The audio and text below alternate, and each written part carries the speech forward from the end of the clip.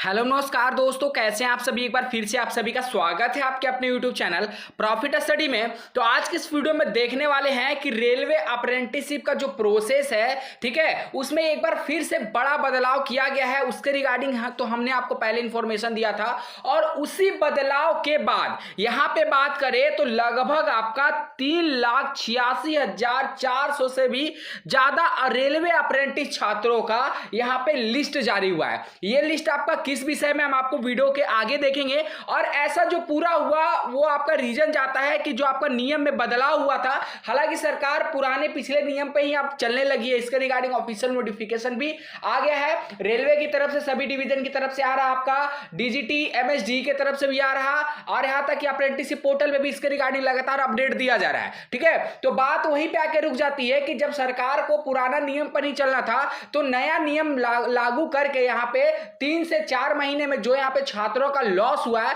उसका लॉस कौन कवर करेगा। ठीक है, जो 3,86,000 छात्रों का जो यहाँ पे डाटा जारी हुआ है, अब बताइए उसका लॉस यहाँ पे कौन कवर करेगा।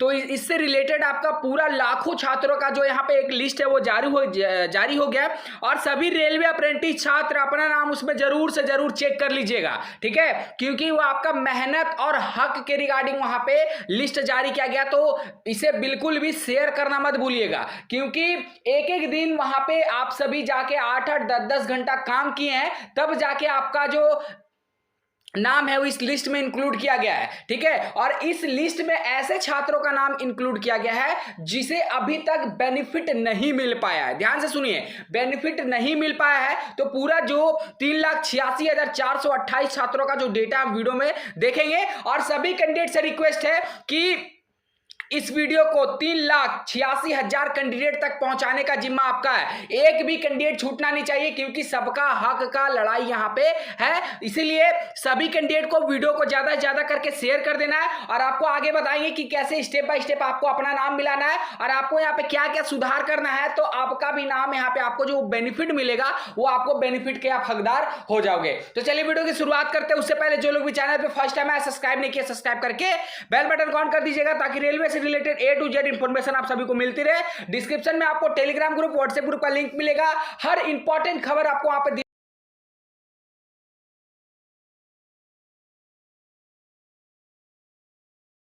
तो अब देखिए, यहां से ध्यान से समझिए कि पूरा माजरा क्या है और किसके रिगार्डिंग ये जो 3,86,000 कैंडिडेट का जो डेटा जारी किया गया वो किससे रिलेट रखता है। आप सभी को पता है कि आप रेलवे से अप्रेंटिस करते हैं। जुलाई 2023 से पहले क्या आपका सिस्टम था कि आपको 100% स्टाइपेंड जो है आपके अकाउंट में प्रोवाइड किया जाता था। पर यहाँ पे 1 जुलाई से क्या होता है, 1 जुलाई 2023 से सेंट्रल गवर्नमेंट एक नियम निकालता है जिसमें आपका ये होता है कि आपका जो 1,500 रुपया होगा, जितना भी आपका स्टाइपेंड होगा वो आपका 1,500 रुपया उसमें से काट कर वो आपको डीबीटी के माध्यम से आपके अकाउंट में भेजा जाएगा। पर ये जो स्कीम है, ये जो पॉलिसी सरकार लाई, इसमें सरकार हो गई विफल। ठीक है, विफल हो गई, उसमें इसे फेलुअर का सामना करना पड़ा, क्योंकि बहुत सारे रेलवे अप्रेंटिस ऐसे एस्पायरेंट है जिनका अप्रेंटिस कंप्लीट हो गया है, फिर भी उनके अकाउंट में एक भी डीबीटी का ईएमआई बोल लीजिए, किस्त बोल लीजिए, एक भी डीबीटी का एक भी मंथ उनके अकाउंट में 1,500 रुपया क्रेडिट नहीं हुआ। सोच लीजिए, एक भी मंथ वो अप्रेंटिस ज्वाइन भी किया और अप्रेंटिस कंप्लीट भी कर लिए, फिर भी उनके अकाउंट में 1,500 रुपया एक भी मंथ क्रेडिट नहीं हुआ। इसी से रिलेटेड यहां पे क्या हुआ कि एमएसडी अप्रेंटिस पोर्टल पे 3,86,000 छात्रों का डेटा जारी किया गया है। अब इस डेटा में वैसे कैंडिडेट को रखा गया है जिनको अभी तक डायरेक्ट बेनिफिट ट्रांसफर का लाभ नहीं मिल पाया है। सिंपल अगर कहें तो उनको डीबीटी का एक भी मंथ में 1,500 रुपया उनके अकाउंट में नहीं गया है, और ये डेटा 3,86,000 है। हालांकि ये डेटा अगर आप आंकड़ा निकालोगे ना तो 5 लाख से ज्यादा होना चाहिए था, फिर भी आप यहां तक 3,86,000 कैंडिडेट का डेटा जो है जारी किया गया है। अब आपका सवाल हो सकता है कि सर हम अपना नाम कैसे चेक करेंगे, वो हमें बता दीजिए। बिल्कुल बताएंगे। देखिए, यहां पे आपको सारा डिटेल दिया गया है कि आपका इस्टेब्लिशमेंट कोड, जो भी आपका इस्टेब्लिशमेंट कोड रहेगा वो आप इस इस्टेब्लिशमेंट कोड के तहत अपना चेकआउट सारा कर सकते हो। जैसे आप ऑल में यहां पे क्लिक करिएगा ना, तो जो जिस भी आप इस्टेब्लिशमेंट कोड के तहत यहां पे रेलवे में ज्वाइन किए थे अप्रेंटिसशिप के तौर पे, उस इस्टेब्लिशमेंट कोड को आपको यहां पे सर्च कर लेना है। सर्च करने के बाद जो ऑप्शन आएगा उस पर क्लिक करना है। उसके बाद उस इस्टेब्लिशमेंट कोड पे जितने कैंडिडेट ज्वाइन किए थे उस कैंडिडेट का सारा डेटा आपको यहां पे शो करने लगेगा। ठीक है, उसके बाद नेक्स्ट देखिए, establishment state, district, TPA code, apprentice code, sector, contract type, payroll month, e KYC status और कैंडिडेट डीबी कंसर्न और यहाँ पे अप्रूविंग अथॉरिटी। तो ये सारा कुछ आपको यहाँ पे देखने को मिलेगा। अब बात करते हैं कि जो आपका यहाँ पे 3,86,000 कैंडिडेट का जो डेटा है आप कैसे मिलाइएगा। तो देखिए यहाँ पे आपका लिस्ट है, ये पूरा लिस्ट है आपका 3,86,000 कैंडिडेट का। जी हाँ, ये लिस्ट है और आप इसी से मिला सकते हैं। एक यही जरिया आपको अपना नाम यहाँ पे मिलाने का। सिंपल, आपको इस्टेब्लिशमेंट कोड में जाके पेस्ट कर लीजिएगा। आप जहां भी रेलवे से अप्रेंटिस किए हैं सबका एक इस्टेब्लिशमेंट कोड होता है, कोड को डालिएगा। उसके बाद आपको जो नंबर ऑफ स्टूडेंट है वो कम हो जाएंगे, तो उसके बाद अपना नाम जाके चेकआउट कर सकते हैं। ठीक है, अगर आपका भी नाम इस लिस्ट में है तो आपको अभी तक डीबीटी का एक भी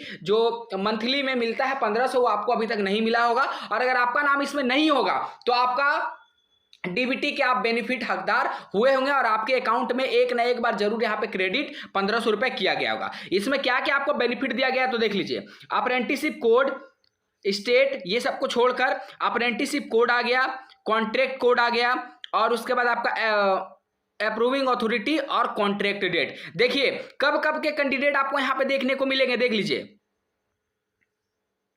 यहां पे देखिएगा ना कि कॉन्ट्रैक्ट स्टार्ट डेट, तो देखिए यहाँ पे जनवरी 2022 तक के कैंडिडेट को अभी तक डीबीटी का यहाँ पे बेनिफिट नहीं मिला है, सोच लीजिए। ठीक है, और यहाँ पे इंड में बात करें तो 1 जनवरी 2023 को उनका कॉन्ट्रैक्ट भी खत्म हो गया, वो सभी अप्रेंटिस भी कर लिए हैं। ठीक है, फिर भी अभी तक उनको डीबीटी का जो फंक्शन है वो नहीं मिला, मतलब सरकार पूरी तरह से इसमें फेल्यूर साबित हो गई। वो डीबीटी का पॉलिसी तो लागू की पर डीबीटी को हैंडल सभी छात्रों के लिए नहीं कर पाई। और अभी तक अगर बात करेंगे ना तो टोटल कितने करोड़ रुपए छात्रों के फंसे हुए हैं, तो यहां पे 3,86,200 कुछ कैंडिडेट हैं। ठीक है, अगर आप सीधा इसको मल्टीपल कर दीजिए एक मंथ में, एक मंथ का अगर हम पैसा निकालते हैं, ज्यादा नहीं, एक मंथ का 1500 निकालते हैं, तो आपका ये जो डेटा जाएगा ना वो आपका 57 करोड़ से भी ज्यादा जाएगा। 57 करोड़ 93,72,000 के आसपास आपको डेटा जाएगा। सोच लीजिए 57 करोड़ से भी ज्यादा जो पैसा है वो आप लोगों का है, आप सभी छात्रों का है, जो अभी तक यहाँ पे सरकार के पास है और सरकार ने अभी तक आपको दिए नहीं है। इसीलिए यहाँ पे सरकार डीबीटी जो स्कीम लागू की ताकि आपका पैसा उनके पास रह सके। सोच लीजिए। ठीक है, और आपको देखिए आखिर क्या रीजन है कि आपके अकाउंट में आपका पैसा नहीं पहुंचा। इसमें सरकार को आप दोषी साबित नहीं कर सकते हो, रेलवे डिपार्टमेंट को दोषी साबित नहीं कर सकते हो, इसमें आपका भी दोष हो सकता है। तो रीजन भी हम आपको बता देते हैं कि किस रीजन के कारण से आपका पैसा अभी तक नहीं पहुंचा। और आपका यह सवाल हो सकता है कि ठीक है वो तो सर पर हमारा पैसा पहुंचेगा हमारे तक या नहीं पहुंचेगा, तो 100% पहुंचेगा। आपको कुछ सुधार करना पड़ेगा अपने अप्रेंटिसशिप पोर्टल पे। इसके लिए हम एक डेडिकेटेड वीडियो आपको कल के डेट में दिए हैं। ठीक है, आपका 100% प्रोफाइल रिगार्डिंग आपको एक वीडियो दी है, जाके देख लीजिएगा। उसमें आपको हर एक स्टेप बाय स्टेप बताएं और स्टेप बाय स्टेप फॉलो करके आप अपना पोर्टल को सुधार कर लीजिएगा। तो आपका डीबीटी का जो अमाउंट है वो आपको नेक्स्ट मंथ से हो सके आपके अकाउंट में क्रेडिट होना शुरू हो जाए। ठीक है, अब आपको यहाँ पे देखिए एक ऑप्शन दिया रहेगा फेल्यूर रीजन। ठीक है, तो इस पर आपको क्लिक करना है। जैसे आप इस पर क्लिक करिएगा ना तो आपके सामने एक पीडीएफ डाउनलोड होगा। तो ये पीडीएफ देखिए आपके सामने आ गया और इसमें बताया गया है कि आपका पैसा अब तक डीबीटी का क्यों नहीं पहुंचा, आखिर क्या रीजन है, क्या कारण है। तो देखिए beneficiary ID and DBT payroll failure reason, यहां पे आपका सबसे पहला में बोला जा रहा कि ई केवाईसी एरर। ठीक है, e KYC error action required, क्या क्या अगर आपका ई केवाईसी एरर आ रहा तो उसमें क्या करना है, और वीडियो जरूर जाके देख लीजिएगा। अप्रेंटिसशिप पोर्टल पे 100% प्रोफाइल कैसे कंप्लीट करें आपको डिस्क्रिप्शन में भी दे देंगे, नहीं तो चैनल के प्लेलिस्ट में भी आपको मिल जाएगा, वहां से जाके देख सकते हैं। सबसे पहला बोला जा रहा कि ई केवाईसी नॉट डन, अगर आपका ई केवाईसी नहीं डन होगा तो जाहिर सी बात है कि आपको डीबीटी का बेनिफिट आपको नहीं मिलेगा। ठीक है ना। दूसरा e KYC not done and DBT concern not given. ठीक है, ई केवाईसी तो आपका डन है ही नहीं और डीबीटी का कॉन्सर्न जो है वो भी यहाँ पे गिवन नहीं है, तो बताइए आपको कैसे डीबीटी का बेनिफिट मिलेगा? कोई सवाल ही नहीं बनता है डीबीटी बेनिफिट का। तो ये सारा कुछ सुधार करना है। नेक्स्ट यहाँ पे देख लीजिए, डीबीटी कॉन्सर्न नॉट गिवन, जिसमें आपको बताया गया है कि please share DBT concern on apprenticeship portal. देखिए यहाँ पे क्लियरली बोला गया है कि अप्रेंटिसशिप पोर्टल पे जाके अपना डेटा आपको रेडी करना है और वो काम आपको करना पड़ेगा अगर आप चाहते हो कि आपके बैंक अकाउंट में डीबीटी का सारा पैसा आ जाए तो। ठीक है, नेक्स्ट यहां पे बोला जा रहा बेनिफिशियरी आईडी अगर आपका फेलियर हो रहा है तो उसमें क्या करना है, देख लीजिए। Bank name and IFC code are not related to each other. तो अगर आप वहां पे बैंक नेम और आईएफसी कोड डाले हैं तो अच्छे से एक बार उसको रीवेरीफाई कर लीजिए, नहीं तो उसको डिलीट करके फिर से अपडेट कर दीजिए ताकि यहां पे बेनिफिशियरी आईडी आपका अपडेट हो जाए। उसके बाद bank name is not as per PFMS bank master, जो आपका पीएफएमएस बैंक मास्टर है उसमें जो आपका बैंक का नाम दिया गया, जो बैंक को एक्सेप्ट किया गया है उसी बैंक का डिटेल आपको वहां पे डालना है। ठीक है, थर्ड नंबर में duplicate beneficiary name, bank account number and bank name not allowed for share scheme. अगर आप ही के नाम से डुप्लीकेट यहाँ पे बनाया जा रहा है तो इसमें भी आपको डीबीटी का लॉस देखने को मिलेगा। ठीक है, IFSC code not found in IFC master. IFC code अगर आप गलत डाल रहे हो, अगर आपका बैंक का यहाँ पे आईएफसी कोड वेरीफाइड नहीं हो पा रहा, इस केस में भी आपका डीबीटी यहाँ पे नहीं मिलेगा आपको। उसके बाद invalid combination of state and district LD और यहाँ पे code in beneficiary address detail. एक बात का ध्यान रखिएगा कि जहां पे भी आपको इस तरह का प्रॉब्लम आएगा ना कि and will be address internally, तो इंटरनली में आपको कुछ नहीं करना है। इंटरनली ये जो प्रॉब्लम आ रहा है ना, ये डिपार्टमेंट की तरफ से प्रॉब्लम है, आपके तरफ से कोई प्रॉब्लम नहीं है। इंटरनली का जो भी प्रॉब्लम है ये डिपार्टमेंट प्रॉब्लम कर रहा है, आपको इसमें कोई भी छेड़छाड़ नहीं करना है। ठीक है, नेक्स्ट यहाँ पे बोला जा रहा कि reject by bank account no does not exist. तो बहुत बार ऐसा क्या होता है ना कि आप पेमेंट करते हो तो बैंक वहां पे मतलब पेमेंट को एक्सेप्ट नहीं करता है, उसके रिगार्डिंग भी आपको यहाँ पे बताया गया है। तो please update your bank detail, ठीक है, ऑन अप्रेंटिस पोर्टल। तो सिर्फ आपको यही करना है, या तो ई केवाईसी पे आपको ध्यान देना है और नहीं तो आपको बैंक अकाउंट का जो डिटेल है उसे अपडेट कर देना है। बस इतना काम आपको करना है और आपका डीबीटी आपके अकाउंट में पहुंचने लगेगा। ठीक है, नेक्स्ट यहां पे देखिए, और एक रीजन बताया गया था कि rejected by bank account is close. ये भी रीजन हो सकता है कि अगर आपका अकाउंट बैंक अकाउंट बंद हो गया होगा। और उसके बाद इनवैलिड आईएफसी कोड, तो ये सारा कुछ आपको चेक करना है, नोट कर लीजिए। ठीक है, अप्रेंटिसशिप पोर्टल पे जाके डाउनलोड कर लीजिएगा, नहीं तो टेलीग्राम और व्हाट्सएप पे इसको प्रोवाइड कर देंगे, आप सभी देख लीजिएगा।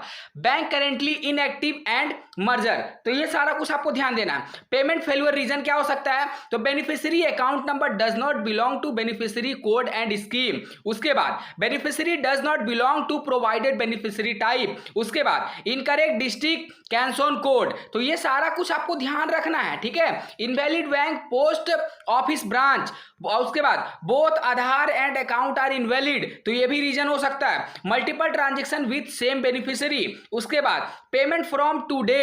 ठीक है, उसके बाद यहां पे देखिए payment to date format is incorrect. उसके बाद PFMS beneficiary does not exist in PMFS does not correspond to the provided agency scheme and the beneficiary type. तो ये सारा कुछ आपको देख लेना, और जिसमें आपका इंटरनली आ रहा है ना वो उसमें आपको कुछ नहीं करना है, वो सारा इंटरनली जो है आपका डिपार्टमेंट का है। देख लीजिए यहाँ पे इंटरनली प्रॉब्लम है तो ये आपका डिपार्टमेंटल प्रॉब्लम है, इसमें आपको कुछ भी नहीं देखना है। ठीक है, और देख लीजिए यहाँ पे बोला जा रहा है कि अकाउंट क्लोज के कारण, नो सच अकाउंट के कारण, account description does not tally के कारण, अकाउंट अगर आपका फीस हो गया उसके कारण, इनवैलिड अकाउंट है उसके कारण, इनवैलिड बैंक आइडेंटिफायर है उसके कारण। ठीक है, तो ये सारा कुछ आपको ध्यान देना है, और इसमें से जो भी आपको जितना भी रीजन बताया गया किसी एक रीजन के कारण आपका डीबीटी आपके तक नहीं पहुंच पाया है, इसीलिए लगातार यहाँ पे कोशिश करते रहिए। और आपका अप्रेंटिसशिप पोर्टल के रिगार्डिंग आपको एक वीडियो दे चुके हैं, जाके देख लीजिएगा वहां पे, और आपका जल्दी करके अपना 100% प्रोफाइल को अच्छे से ई केवाईसी को कंप्लीट कर लीजिए।